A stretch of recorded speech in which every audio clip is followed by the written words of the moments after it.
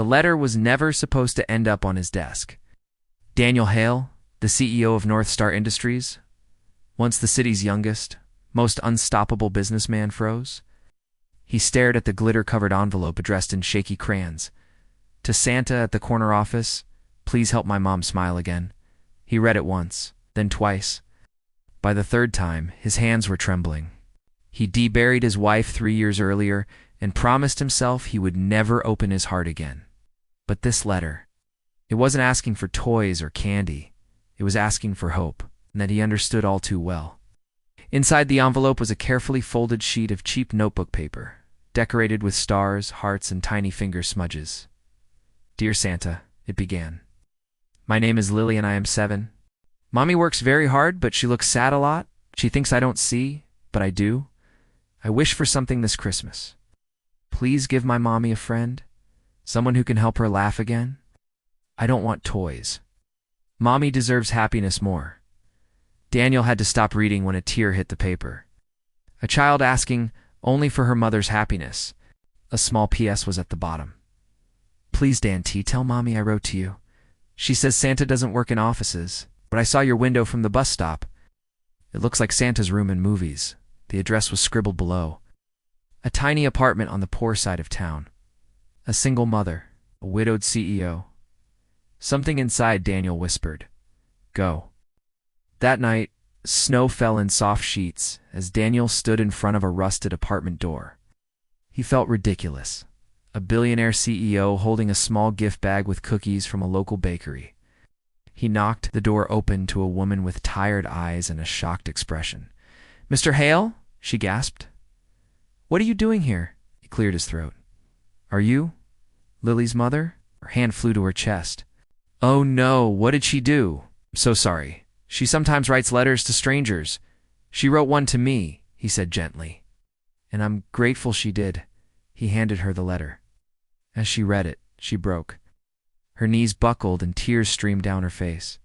"I'm so embarrassed," she whispered. "She saw me crying after I got laid off last month. I didn't want her to worry." Daniel felt something stir in his chest, something he thought had died with his wife. "Don't be embarrassed," he said softly. "Your daughter has a beautiful heart, and she's right. You deserve happiness." She laughed through her tears. "And what does the CEO of North Star know about that?" His expression shifted. "I lost my wife," he said quietly. "I haven't known happiness in a long time." Their eyes met, two broken souls recognizing the same ache. Just then, Lily appeared, clutching a bear. "Mommy, is Santa here?" Daniel knelt to her level. "Not Santa." He smiled. "Yes, but someone who got your letter." The girl squealed, and a forgotten flame flickered back to life inside Daniel's chest. He didn't mean to return the next day, or the day after. But he did. He started visiting their small apartment after work, sometimes with dinner, sometimes with small gifts for Lily, but mostly just bringing his presence. He didn't expect how easily laughter returned. How Emily's mom would tease him about his terrible cooking. How Lily would make him have tea parties on the floor. The crushing loneliness that filled his mansion began to lift. Days turned into weeks, and warmth turned into something far more dangerous. Rumors spread. A billionaire CEO spending time in a shabby neighborhood. Tabloids speculated. One headline slapped him across the face. Widowed CEO dating single mother from the slums company at risk. Emma saw it and withdrew. "I don't want to ruin your reputation," she said, her voice trembling. "Your company, your legacy, your wife's memory. You could never ruin anything," he insisted. But her walls went up. He felt her slip away, and for the second time in his life, he felt the unbearable pain of losing someone he loved. But Lily was the one who saved them.